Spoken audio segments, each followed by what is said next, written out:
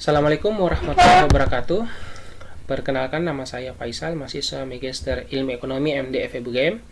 Yang saya hormati dosen pembimbing Pak Amirullah Setiahardi, SE Ken Oikon PSD. Yang saya hormati dosen penguji. Yang saya hormati pihak akademik dan teman-teman sekalian yang sempat hadir di acara seminar kali ini. Pada kesempatan kali ini saya akan mempresentasikan proposal tesis saya yang berjudul Faktor Determinan yang Mempengaruhi Daya Saing Industri Mikro Kecil Indonesia tahun 2017 hingga tahun 2019. Adapun latar belakang dari penelitian ini, yang pertama yaitu bahwa neraca perdagangan Indonesia itu mengalami tren penurunan sepanjang tahun 2012 hingga tahun 2019. Badan Pusat Statistik Indonesia mengatakan bahwa sepanjang tahun 2012 hingga tahun 2019 untuk sektor migas maupun sektor non-migas itu mengalami penurunan. Untuk tahun 2012 hingga tahun 2016, Badan Pusat Statistik Indonesia mengatakan bahwa untuk sektor industri migas itu mengalami penurunan sebesar 16,14% per tahunnya. Sedangkan untuk industri non-migas itu mengalami penurunan sebesar 3,54% per tahunnya. Kemudian latar belakang kedua yaitu bahwa industri pengolahan merupakan sektor yang memberikan share terbesar terhadap nilai perdagangan Indonesia. Badan Pusat Statistik Indonesia mengatakan bahwa industri pengolahan itu berkontribusi sebesar 79,91% pada tahun 2018, kemudian meningkat sebesar 81,71% pada tahun 2019.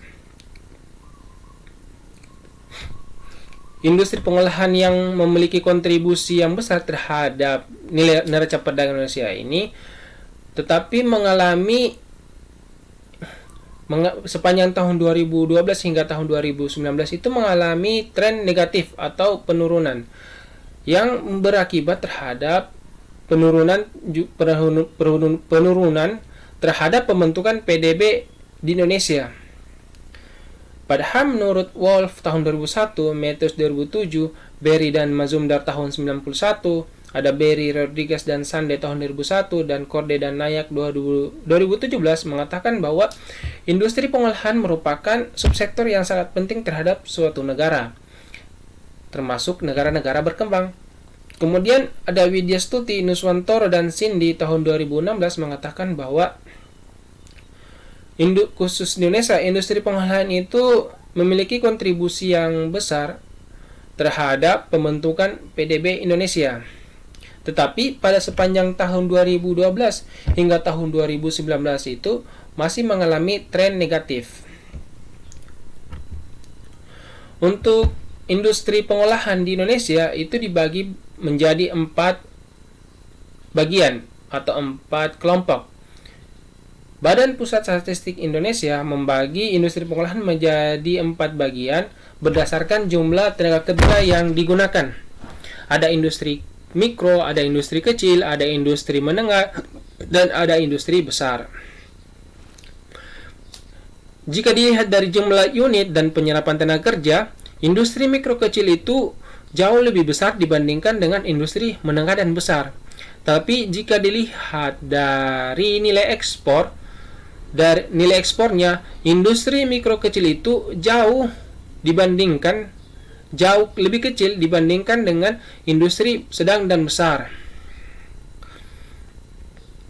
Nah, sepanjang tahun 2012 hingga tahun 2019 untuk industri mikro kecil di Indonesia itu juga mengalami penurunan output, sehingga mengakibatkan kontribusi terhadap pembentukan PDB di Indonesia juga mengalami penurunan. Padahal kita ketahui bahwa industri mikro kecil di Indonesia itu dalam penyerapan tenaga kerja dan jumlah unitnya itu sangat banyak.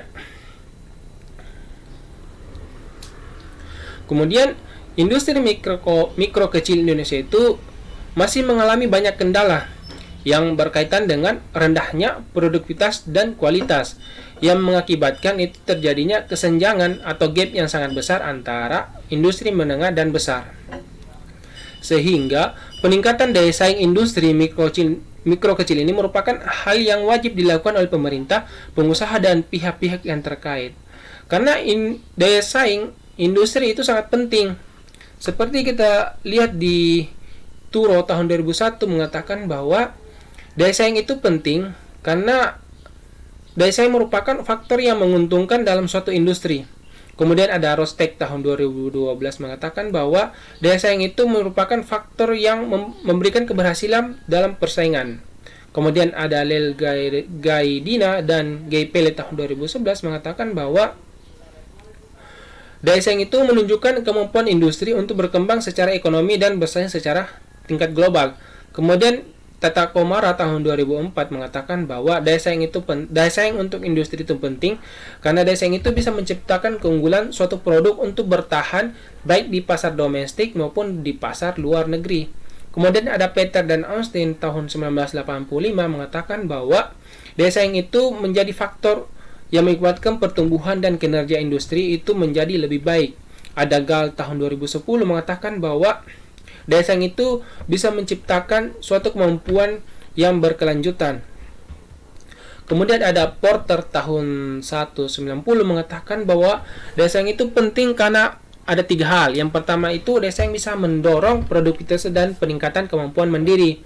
Kemudian daya saing itu bisa meningkatkan kapasitas ekonomi baik dari konteks regional maupun kuantitas pelaku ekonomi sehingga menciptakan pertumbuhan ekonomi itu menjadi meningkat. Yang ketiga yaitu adalah kepercayaan bahwa mekanisme pasar itu bisa menciptakan efisiensi dengan adanya daya saing. Sehingga rumusan masalah dalam penelitian ini yaitu industri mikro kecil masih mengalami banyak kendala yang berkaitan dengan rendahnya produktivitas dan kualitas. Hal ini mengakibatkan kesenjangan produktivitas yang melebar antara industri menengah besar dan industri mikro kecil, serta terjadinya tren penurunan kontribusi dalam pembentukan PDB serta penurunan nilai produksi di tingkat usaha di tingkat industri mikro kecil. Kemudian, pemerintah Indonesia sudah banyak melakukan kebijakan dalam melakukan pemberdayaan industri mikro kecil dengan tujuan terjadinya peningkatan daya saing industri mikro kecil. Hanya saja untuk nilai daya saing industri di Indonesia itu masih menempati posisi 39 dari total 150 negara. Ini naik 1 tingkat dibandingkan dengan tahun sebelumnya. Oleh sebab itu, perlu upaya untuk melihat nilai dari beberapa variabel yang dapat mempengaruhi daya saing industri. Kajian mengenai faktor yang mempengaruhi daya saing baik dari sektor internal dan eksternal industri mikro kecil perlu untuk dilakukan kajian kembali karena faktor-faktor yang mempengaruhi daya saing tidaklah bersifat statis melainkan dia berubah dari waktu ke waktunya.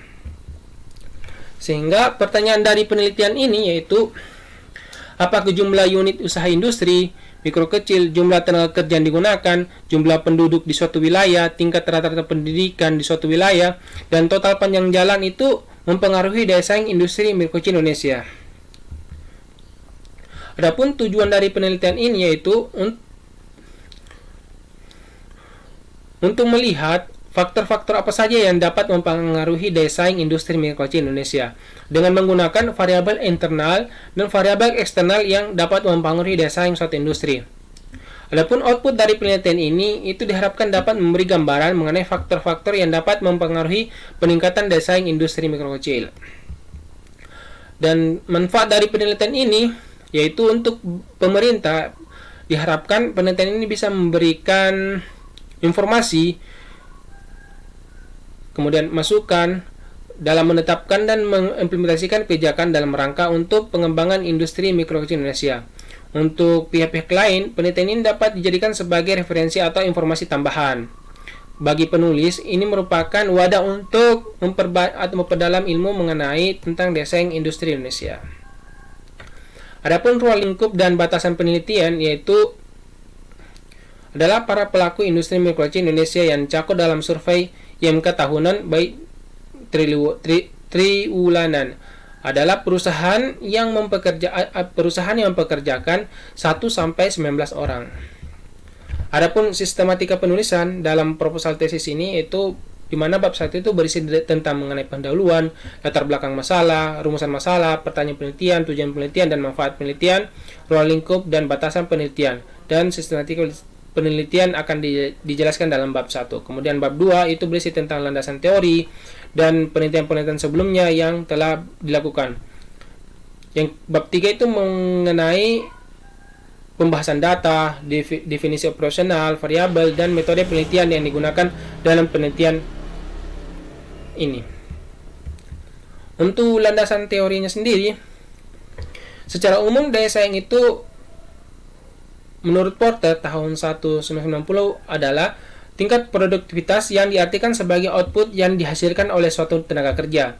Lebih lanjut lagi, Porter mengatakan bahwa daya saing yaitu keunggulan suatu wilayah atau barang dibandingkan negara atau dibandingkan dengan barang atau negara lainnya. Kemudian Tata Korama tahun 2004 menambahkan bahwa dengan adanya daya saing tersebut itu mengakibatkan suatu perbedaan. Nah, perbedaan tersebut itu menciptakan kemampuan satu komoditi untuk memasuki pasar di luar negeri dan kemampuan untuk dapat bertahan dalam pasar, baik dalam pasar dalam maupun di luar negeri. Sehingga Peter dan Austin tahun 1985 mengatakan bahwa dari adanya perbedaan tersebut itu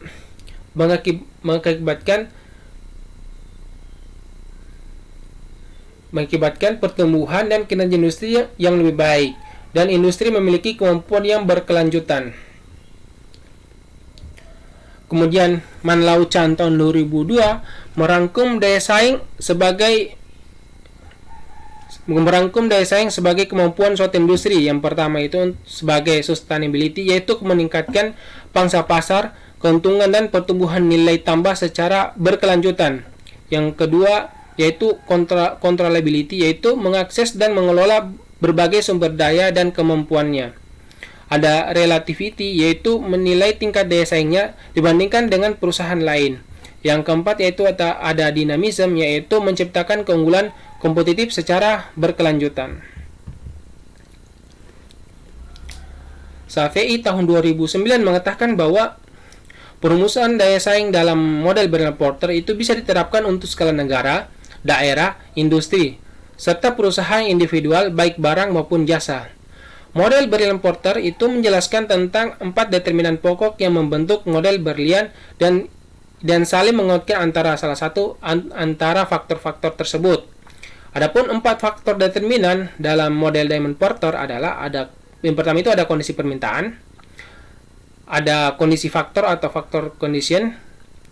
Yang ketiga ada industri-industri yang berkaitan dan mendukung. Yang keempat ada strategi, struktur, dan persaingan perusahaan. Untuk model Berlin-Porter digambarkan seperti begini.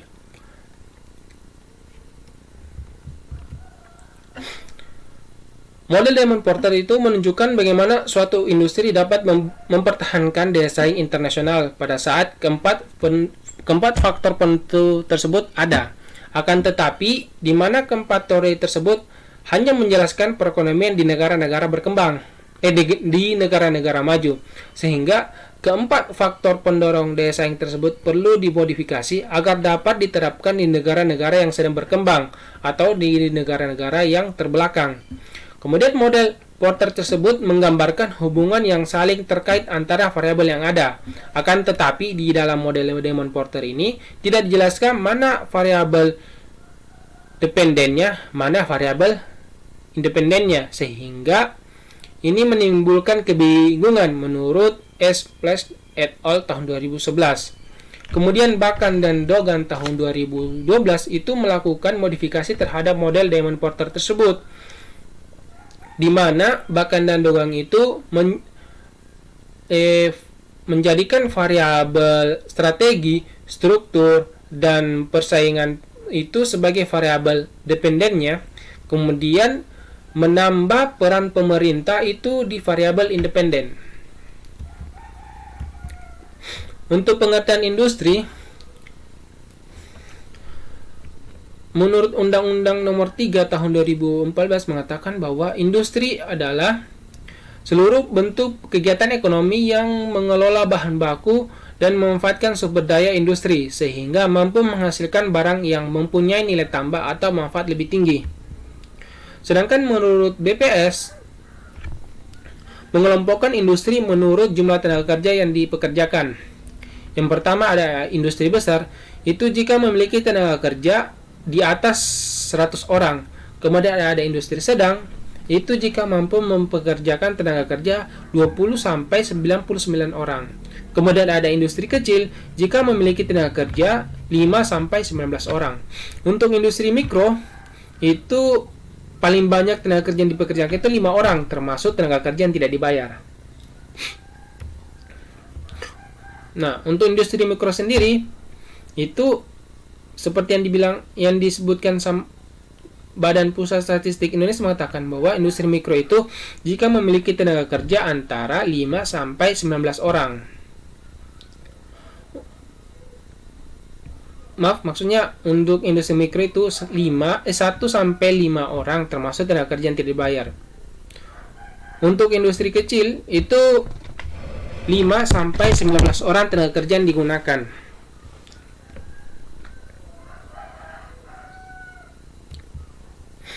Kemudian penelitian terdahulu, yang pertama ada Bakan dan Dogan tahun 2012 dengan judul penelitian Competitiveness of the Industry based on the Porter's Diamond Model, di mana Bakan dan Dogan meneliti industri pada sektor utama yang berperan penting di provinsi Kahramanmaraş yang terdiri dari industri tekstil, makanan, peralatan dapur, dan perhiasan. Bakan dan Dogan ini menggunakan variabel strategi perusahaan, struktur, dan persaingan sebagai variabel daya saing.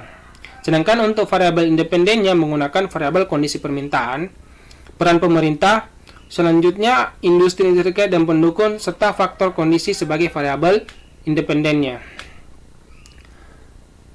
Kemudian ada Lantu et al. Tahun 2016 dengan judul penelitian itu pengembangan model peningkatan daya saing UMKM di Indonesia, validasi kuantitatif model. Hasil yang diperoleh dari penelitian tersebut yaitu terdapat 6 variabel utama yang membentuk daya saing, yaitu ketersediaan dan kondisi lingkungan usaha, ada kemampuan usaha, kebijakan dan infrastruktur, riset dan teknologi, ada dukungan finansial dan kemitraan, serta variabel kinerja. Namun dalam penelitian Lantu et al. Tidak memasukkan faktor kondisi permintaan. Ada Karup dan Sarman tahun 2016 dengan judul penelitian yaitu Investigating the Role of Porter's Diamond, di mana penelitian ini menggunakan analisis deskriptif untuk melihat daya saing dari faktor-faktor yang ada pada model Diamond Porter. Peneliti melakukan modifikasi terhadap model Porter tersebut, dan setelah itu baru dihitung daya saing.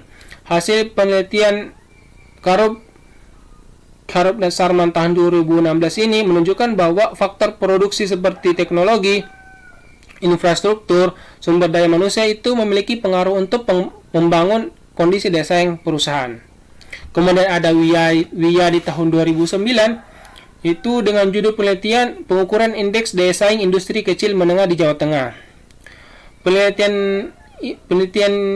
tersebut itu bertujuan untuk menganalisis daya saing industri kecil dan menengah di Jawa Tengah. Berdasarkan hasil dari nilai indeks industri kecil menengah di Jawa Tengah itu memiliki daya saing yang tinggi untuk setiap dimensinya. Menurut hasil UJT sampel dalam penelitian tersebut, itu tidak ditemukan perbedaan yang signifikan antara daya saing industri kecil dan menengah. Adapun penggunaan variabel-variabel dalam penelitian ini, yang pertama untuk variabel faktor kondisi. Baragan tahun 2005 menjelaskan bahwa faktor kondisi atau kondisi faktor merupakan input yang digunakan dalam kegiatan produksi, di mana faktor produksi dalam hal ini berkaitan dengan industri. Faktor-faktor dasar seperti kumpulan tenaga kerja atau sumber bahan mentah itu merupakan bagian dari faktor kondisi. Sedangkan menurut WIA di tahun 2009 dalam penelitiannya, untuk mengukur faktor kondisi, WIA itu menggunakan beberapa unsur. Yang pertama yaitu sumber bahan baku, ada sumber tenaga kerjanya, ada sumber modal, teknologi, lokasi, pengetahuan, dan biaya produk. Dalam penelitian ini, faktor kondisi diwakili oleh jumlah tenaga kerja. Kemudian ada kondisi permintaan. Maloh Mahamadi et al. Tahun 2013 mengatakan bahwa permintaan dari pelanggan itu menjadi stimulus untuk rantai pasokan, sehingga membuat perusahaan fokus untuk menghasilkan barang yang dibutuhkan oleh konsumen. Kondisi permintaan diwakili oleh output industri mikro kecil yang kemudian dalam penelitian ini dijadikan sebagai proksi daya saingnya. Kemudian untuk variabel industri terkait dan pendukung,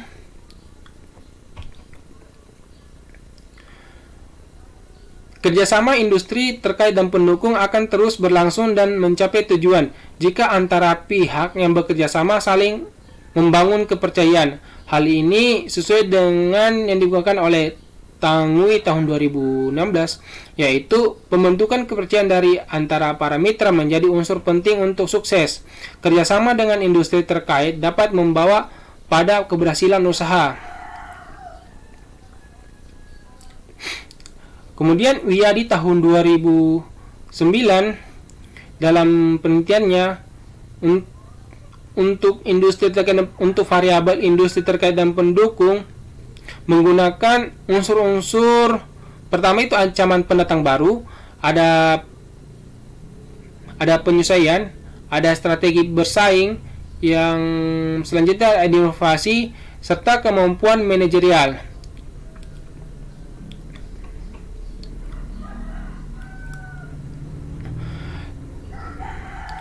Untuk variabel industri terkait dan pendukung dalam penelitian ini diwakili oleh jumlah unit usaha industri mikro kecil. Untuk variabel form strategi, struktur dan rivalry, strategi yang digunakan dalam industri baik dalam berkreasi, mengorganisasi dan memanage persaingan dan struktur pasar dalam industri. Variabel proxy yang digunakan untuk menggambarkan frame strategi, struktur, dan rivalry dalam hal ini diwakili oleh rata-rata tingkat pendidikan di daerah, yang kemudian diharapkan untuk menggambarkan tingkat kemampuan pemilik, pekerja, dan masyarakat di sekitar suatu industri. Kemudian serta memasukkan variabel jumlah penduduk untuk menggambarkan struktur pasar yang dibagi berdasarkan wilayah. Untuk faktor pemerintah, memasukkan variabel panjang jalan mengikuti penelitian dari Bakan dan Dogan tahun 2012. Sehingga konsep dalam penelitian ini yaitu jumlah unit usaha industri. Untuk variabel independennya itu ada jumlah unit usaha industri, jumlah tenaga kerja, jumlah penduduk, tingkat pendidikan suatu wilayah, total panjang jalan suatu wilayah. Kemudian daya saingnya itu diwakili oleh output yang dihasilkan, nilai output yang dihasilkan oleh suatu industri mikro kecil.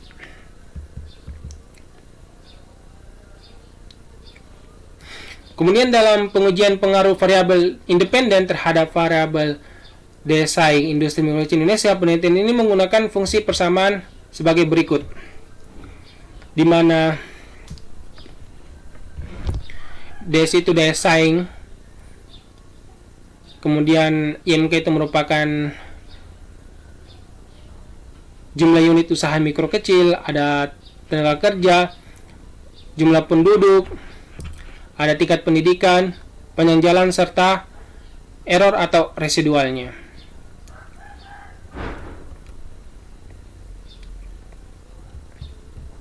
Adapun hipotesis penelitian dalam penelitian ini, yang pertama itu ada pengaruh positif dan signifikan antara jumlah unit usaha industri terhadap peningkatan daya saing industri mikro kecil Indonesia. Yang kedua, ada pengaruh positif dan signifikan antara jumlah tenaga kerja terhadap peningkatan daya saing industri mikro kecil Indonesia. Untuk hipotesis ketiga, yaitu ada pengaruh positif dan signifikan antara jumlah penduduk terhadap peningkatan daya saing industri mikro kecil Indonesia. Hipotesis keempat, yaitu ada pengaruh positif dan signifikan antara tingkat pendidikan rata-rata terhadap peningkatan daya saing industri mikro kecil di Indonesia. Yang hipotesis terakhir yaitu ada pengaruh positif dan signifikan antara panjang jalan terhadap peningkatan daya saing industri mikro kecil di Indonesia. Untuk jenis dan pendekatan penelitian ini menggunakan pendekatan penelitian kuantitatif dengan menggunakan data sekunder berupa data panel yang menggabungkan antara time series dan cross section antara tahun 2017 hingga tahun 2019.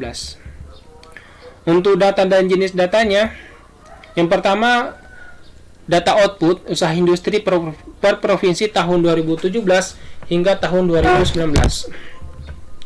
Kemudian jumlah unit usaha industri per provinsi tahun 2017 hingga tahun 2019.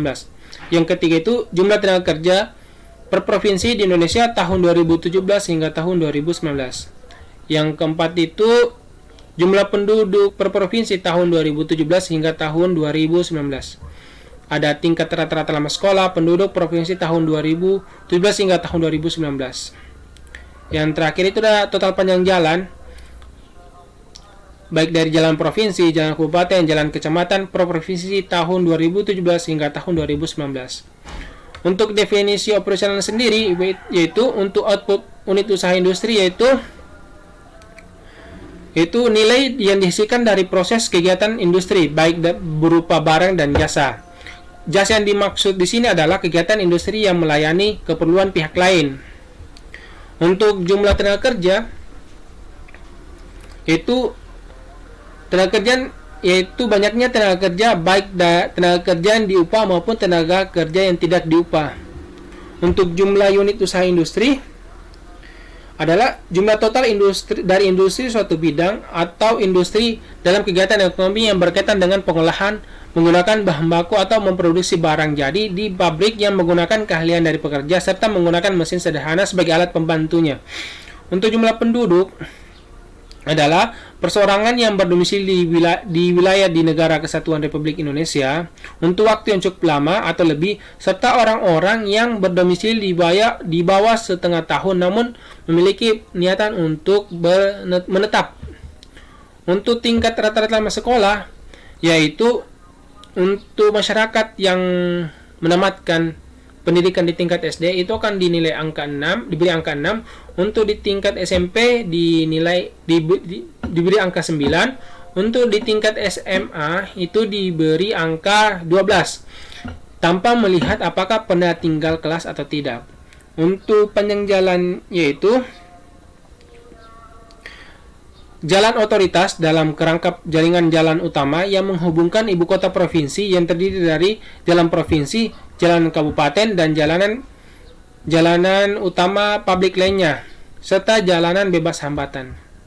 Untuk model regresi dalam penelitian ini, untuk model cross sectionnya itu ada di persamaan pertama, yang mana YI sama dengan alfa tambah X1 beta tambah error I. Untuk persamaan time seriesnya itu ada di persamaan kedua, sedangkan untuk data panelnya itu ada di persamaan ketiga.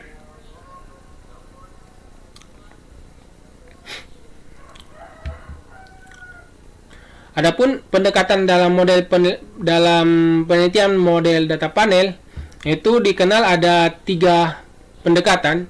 Yang pertama ada Common Effect Model atau SEM yang ada pada persamaan keempat, ada pendekatan efek tetap atau Fixed Effect, ada pendekatan efek acak atau Random Effect yang ada di persamaan ke-6. Dalam pemilihan model regresi data panel itu dilakukan dalam beberapa uji. Yang pertama ada uji Chow. Uji Chow ini digunakan untuk memilih antara model CHEM atau FEM. Kemudian ada uji Hausman test. Ini untuk memilih antara model REM atau FEM. Yang terakhir itu ada uji LM, uji Lagrange multiplier. Ini pengujian untuk memilih mana model yang terbaik antara fixed effect model atau FEM dengan CHEM atau maksud kami adalah model CHEM, common effect model, dan random effect model.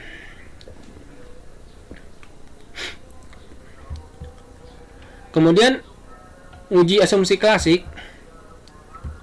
Dalam penelitian ini ada dua. Yang pertama ada uji multikolinearitas. Yang kedua itu ada uji heteroskesiditas. Sedangkan untuk uji hipotesisnya itu nanti ada uji F, ada uji T, kemudian ada uji koefisien determinan atau R2. Kemudian dalam penelitian ini menggunakan model double log,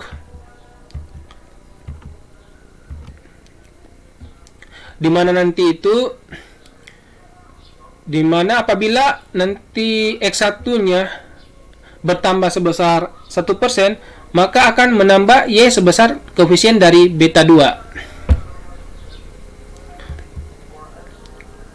Sekian presentasi proposal tesis saya. Jika ada pertanyaan, silahkan dilampirkan di komentar. Jika ada ucapan salah kata, mohon dimaafkan. Saya Faisal mengucapkan banyak terima kasih. Assalamualaikum warahmatullahi wabarakatuh.